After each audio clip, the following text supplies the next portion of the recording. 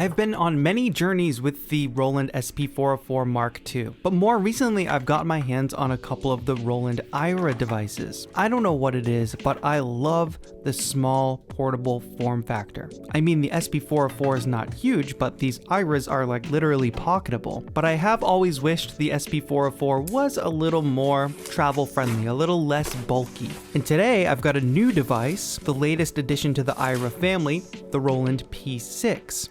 A sampler, a little pocketable beat machine, built-in microphone, USB audio, there's a lo-fi button, there's a granular mode. I'm so stoked to work with this thing. Let's keep it nice and safe in a little Analog Cases travel case, which fits any of the Airas. And oh, those stands that I was using before? You can use them with a single piece of gear, or they can grow with you, and you can use them for multiple pieces of gear. Analog Cases has a lot of cool stuff on their site, including cases, obviously, for pretty much any gear that you might have. I want to thank Analog Cases for sponsoring today's video, but now that the P6 is nice and safe, let's go put it to the test.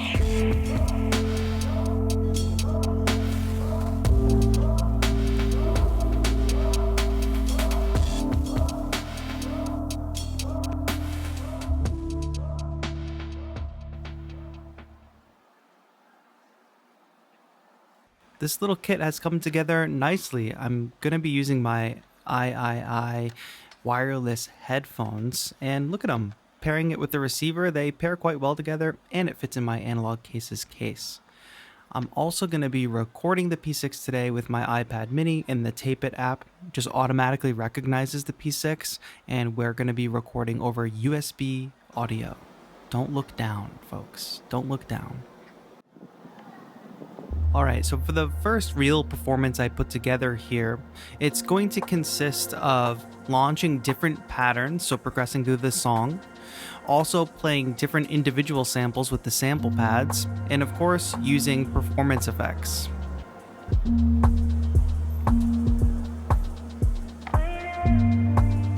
So the main 6 pads are being used to launch little one-shots. You just heard some beat stutters. And then the bottom row of pads is used to launch new patterns, like right here. You can really build up a whole song in a performance this way, and I actually really like how it works. With a little prep, you can come up with something really cool.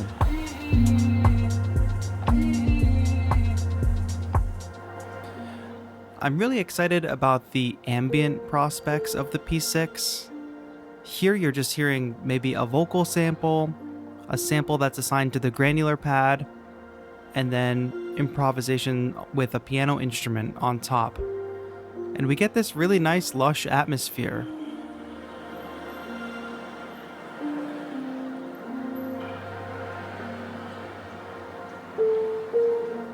Fitting for a sunset in Seoul, I would say. But I'll talk more about my excitement for the ambient prospects of the P6 at the end of this video. For now, let's do something a little more upbeat.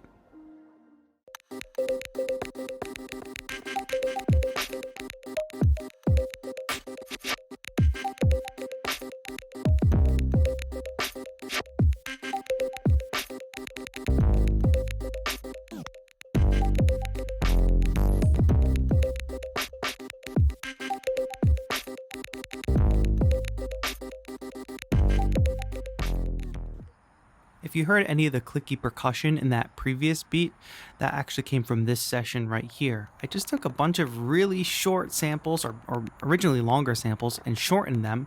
And I'm also messing with probability, so you can hold down each step in the step sequence and change different things. The chants, you can put little ratchets on each step. So that's how we're getting this nice little frenetic, clicky percussion sound that over the course of this track doesn't get too stale or too repetitive, because it's actually different every time as a result of probability.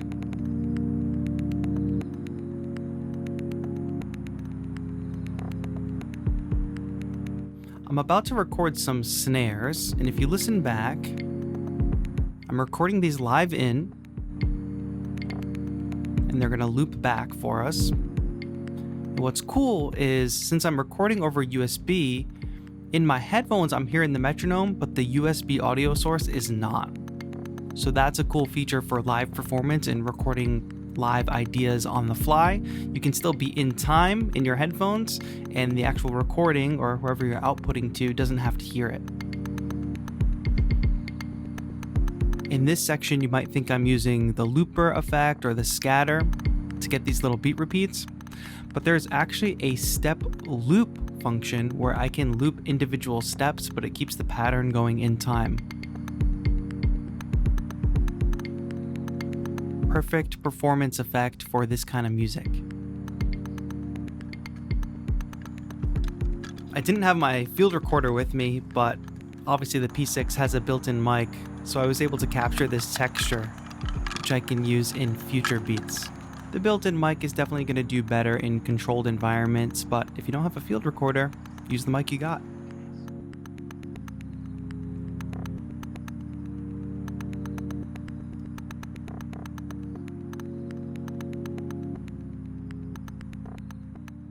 Okay, so I am back. Let's talk about what it was like to travel with the P6 for a month. I started this video talking about my yearning for a 404 Lite, like something that was easier to throw in a bag and travel with than the 404 itself, but that I could still craft interesting sample-based beats on. And the P6 excels at all of those things. If bag size and luggage weight limits are a factor, the P6 is just a no-brainer. There's some gear that's just small and powerful enough that it just makes too much sense to bring on a trip. I actually enjoy sequencing on the P6 a lot more than I do on the SP404. It's a lot more intuitive, and if you've used any of the previous Aira devices, you'll be really familiar with even just the general workflow of the P6. So that's one strength that these Aira devices have. They sort of have this common workflow across all of them. So when you get a new one, you kind of understand how to work with it. Two big features that really stood out to me was the granular feature.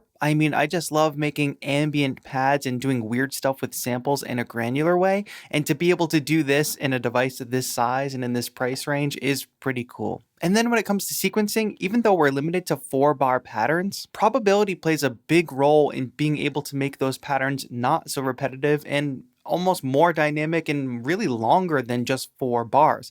Because of course we can change the per step chance, but we can also have samples trigger every other time they're programmed in. So a crash on beat 1 of bar 1 doesn't have to happen every 4 bars, it could instead happen every 8.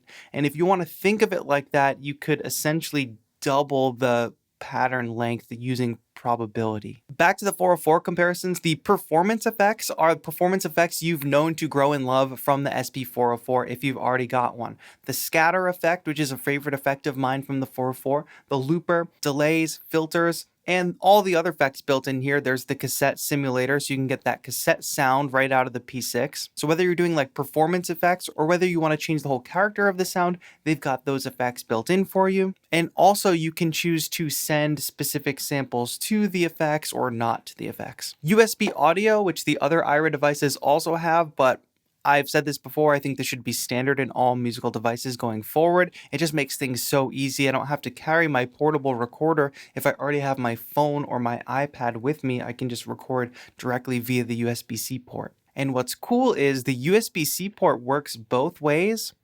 So you can sample into the P6 with USB-C and out, but you can do that simultaneously. So while I was recording one of my sessions, I was listening through the headphones while I was recording the session, and then when I finished, I wanted to listen back to what I recorded, and I just pressed play on my iPad, and I was hearing the song I recorded. But I realized I didn't switch my headphones to plug them into the iPad. I still had them plugged into the P6 because the sound was flowing into the P6. So that was just like a layer of convenience that I hadn't thought of, but that was really cool to discover in real time. No unnecessary cable switching. It's not all sunshines and rainbows though. Roland's still gonna Roland. There is a menu divey workflow to these devices, and a device like the P6, I talked about loving the granular pad and being able to tweak granular sounds. Well, to do that, you have to go into these sub menus and sort of remember what each of the little abbreviations on the little alarm clock screen mean and what each of the dials corresponds to along the way. It's interesting because even very inexpensive $100 MIDI keyboards these days have decent displays that can display like full text and even waveforms and give you a clear picture of what you're controlling. And I really wish Roland had taken the opportunity with the P6, being that it is a sampler and the latest iteration in the Airas. I would have loved them to just have upgraded this display slightly and usher in a new generation of Airas going forward. I'm not sure when or if they'll do that, but it is starting to feel quite outdated to be working on a screen like this, though I'm sure it does help to keep the price down. But it's not just about the screen. I do think Roland really comes up with complicated ways to do simple things, and maybe that's a matter of them adding lots of features into small packages. The 404, for instance, has layers and layers of button combinations so that you can access new features that were added in firmware updates years later. The P6 is a brand new device and it still has kind of weird key combinations, even in the launch firmware. Assigning a pad to the granular is like a combination between the granular pad, the sample you want to assign, and the pattern button. And you have to do them in a specific order. And it's just like, I still haven't gotten it down, even though it's something I've done over and over again by now with the P6. And there are a couple little workflow quirks like that, but all I can say is there's got to be a better way. And lastly, a minor critique is that if you're doing like really fun performance stuff 404 style with the performance effects, you're using these three knobs here. This knob is right next to the pitch knob for the sample. So if you're tweaking, let's say, the scatter on and off to create cool glitch effects in your live beat, it is very easy to accidentally nudge the pitch knob and suddenly one of the samples in your sequence is completely out of key. So it's obviously something you can practice and avoid, but it's not really something you want to risk, especially if you were going to do some performing with the P6. It's also very easy to get lost with your samples on the P6. Even though we have a lot of samples, we have 8 banks, 6 samples each, not including the granular pad. If you want to remember, oh, my kick drum is on bank B, sample 1, and I want to go in between them and maybe mute one or do sound design over on another sample, it's really hard to remember if you've stepped away from working on that beat, or even in a single session, where that sample is. Oh, it's on B1. Okay, I guess that's easy to remember, but where's that melodic sample again? And these bank pads do light up to signal, oh, a sound is coming from one of these banks, but there's only 4 bank buttons for 8 banks. So those lights indicate that your sample is coming from one of 2 banks, I guess. And then you have to double tap the bank button to get to the secondary bank.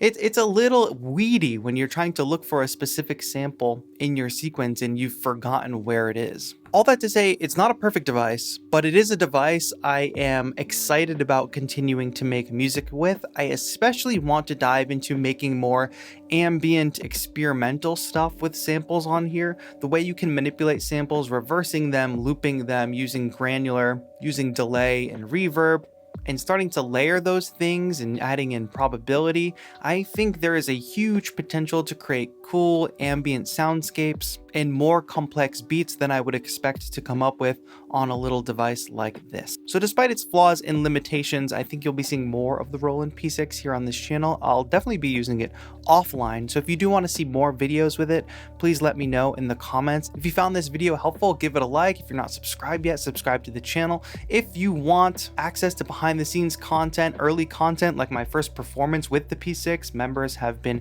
enjoying since I posted it a while ago, consider becoming a member. It's the best way to support the channel, get something in return for yourself, like free downloads, access to my members only workshops, be able to submit your music for track feedback. All of that good stuff is available to my channel members, and I want to thank them for being channel members and supporting my channel. That's going to be it for now. Thank you all so much for watching. This has been TAETRO. Have a good one.